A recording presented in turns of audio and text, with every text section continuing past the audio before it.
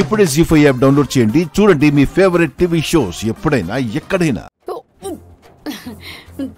సుచిత్ర, ఇది నువ్వు చేసిన వంటే కదా, నువ్వు కూడా టేస్ట్ చేసి చూడమ్మా. చెయ్యి.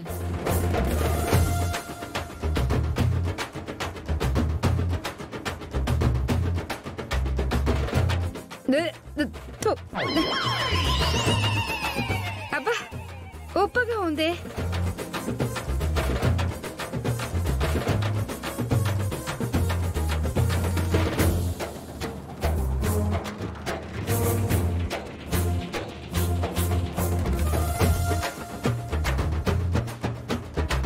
ఉప్మా చప్పగా ఉంది.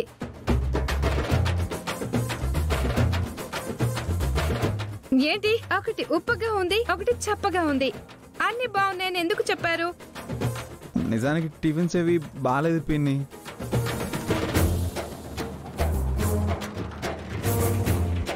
మరి చెప్పాలి కదా, బలవంతంగా మీరెందుకు తింటున్నారు? మీరు బాధపడతారని వదినే మమ్మల్ని చెప్పొద్దంది.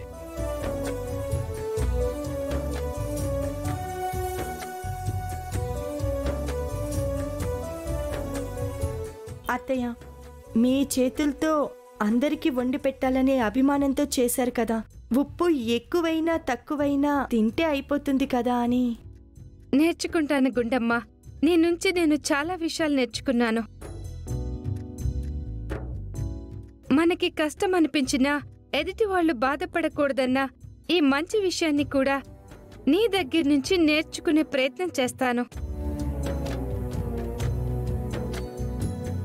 ఈ ఇంట్లో నేను మెచ్చుకోవాలి అంటే నిన్నే మెచ్చుకోవాలి.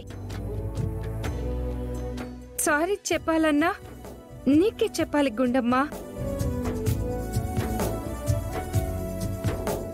సారీయా? ఎందుకు చెప్పాలి? ఎందుకంటే గుండమ్మ ఈ ఇంటికి కోడలు, నీ భార్య అని తెలిసిన తర్వాత తనంత లావుగా ఉందని నేను చాలా చాలా కామెంట్లు చేశాను. తను నీకు కరెక్ట్ కాదు అన్నాను.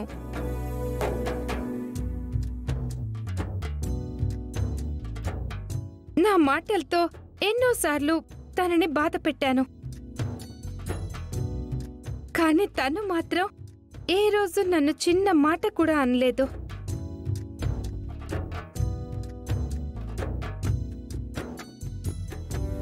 మీ అమ్మకెంత గౌరవం ఇచ్చిందో నాకు అంతే గౌరవం ఇచ్చింది.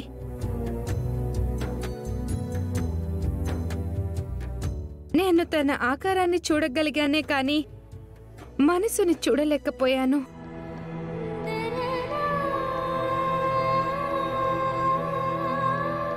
ఆ రోజు ఇలాంటి భార్య నీకెందుకు అన్నాను. ఈరోజు గుండమ్మ నీకు భార్యగా దొరకటం నీ అదృష్టం అంటున్నాను.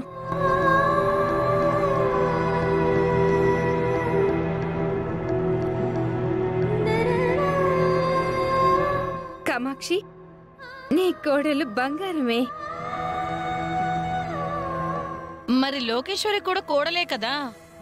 అది కాకి బంగారం.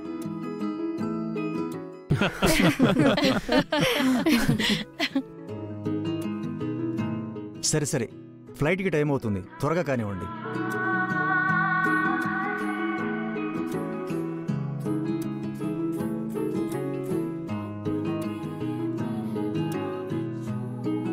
వెళ్ళొస్తాను కామాక్షి. ఆరోగ్యం జాగ్రత్తగా చూసుకో. సీను, ఆరోగ్యం జాగ్రత్త.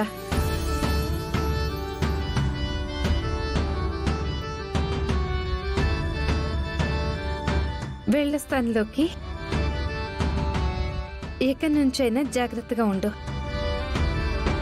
వెళ్ళొస్తాను బాబు. అలాగే పిన్ని. వెళ్ళొస్తానండి.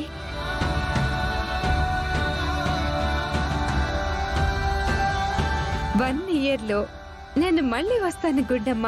నేను వచ్చేసరికి పండంటి బిడ్డతో నువ్వు నాకు వెల్కమ్ చెప్పాలి. వస్తాను వస్తాను. ఓకే పిన్ని. ఆరోగ్యం జాగ్రత్త.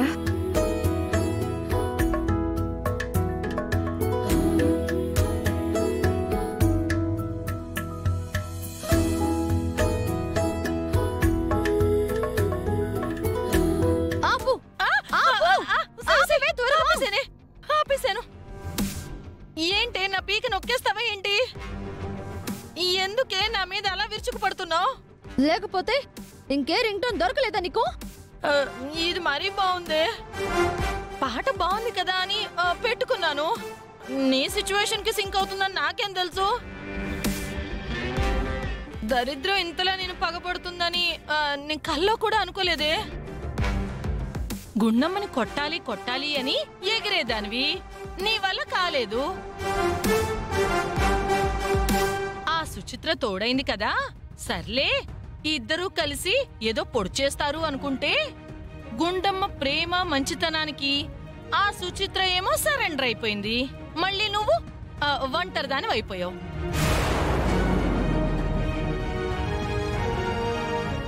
నీ కోపం వచ్చినా ఒక మాట చెప్తాను, నువ్వు వింటాను అంటే చెప్పనా? ఏంటో చెప్పి తగలడు. ఊరుకున్న దానికంటే ఉత్తమమైనది లేదు, బోడిగుండు దానికంటే భోగమైంది లేదు అని ఆ గుండమ్మ మీద పగ సాధిస్తానని ఎగరడం మానేసి ఆ సుచిత్రలాగా నువ్వు కూడా సరెండర్ అయిపోవే.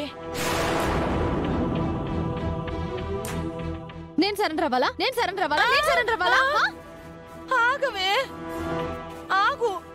ఫ్రస్ట్రేషన్ అయితే బీపీ పెరగడం తప్ప ఇంకేమీ ఉండదే. ఇప్పుడు సుచిత్ర సపోర్ట్ కూడా లేదు, అది నువ్వు గుర్తుపెట్టుకో. ఆ సుచిత్ర ఉందని నేను గుండమ్మ మీద పగ పెంచుకున్నానా? ఆ సుచిత్ర తోడుంటుందని గుండమ్మ మీద యుద్ధం చేస్తున్నాను అనుకుంటున్నావా? ఎవరున్నా లేకపోయినా నేనున్నంత వరకు ఆ గుండమ్మని ప్రశాంతంగా ఉండనివ్వను. మీ అమ్మ కూడా ఇలాగే అంది. ఆ గుండమ్మ మీద గీత మీద పగ సాధిస్తాను అని జీవితాంతం వేస్ట్ చేసుకుంది. ఫైనల్ గా ఏమైంది? ఆ గీతమేమో పైకి పోయింది, మీ అమ్మ తల మెరిసిపోయింది. చూడు, మా అమ్మ పగ నా పగ కలిపి ఆ గుండమ్మ మీద పగ తీర్చుకుంటాను. డైలాగులు చెప్పడం తప్ప ఇంతవరకు గుండమ్మని చేసిందేమీ లేదు. చూడు, సముద్రంలో అల కూడా ఎగిరెగిరి కింద పడుతుంది, కానీ తిరిగి మళ్ళీ లేస్తుంది కదా. అలా ఎత్తెత్తు ఎగిసిపడినా ఒడ్డునున్న కొండని కొట్టుకొని తిరిగి వెనక్కి వెళ్లాల్సిందేనే.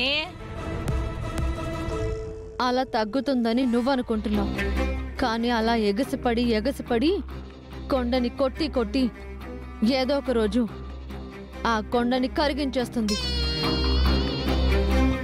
నేను అంతే, ఎన్నిసార్లు ఓడిపోయినా ఆ గుండమ్మని దెబ్బ కొట్టడానికి ఎగబడుతూనే ఉంటాను, తెగబడుతూనే ఉంటాను. ఏదో ఒక రోజు గుండమ్మ మీద విజయం సాధిస్తాను. నా ముందు మోకాళ్ల మీద నిలబెడతాను. బ్రతికుండగా అవుతుందా? అంటే నేను బ్రతికుండగా అయితే నీ గెలుపుని చూసి ఆనందపడదామని. జీ5 యాప్ డౌన్లోడ్ చేసి అన్ని ఎపిసోడ్స్ పూర్తి ఉచితంగా చూడండి.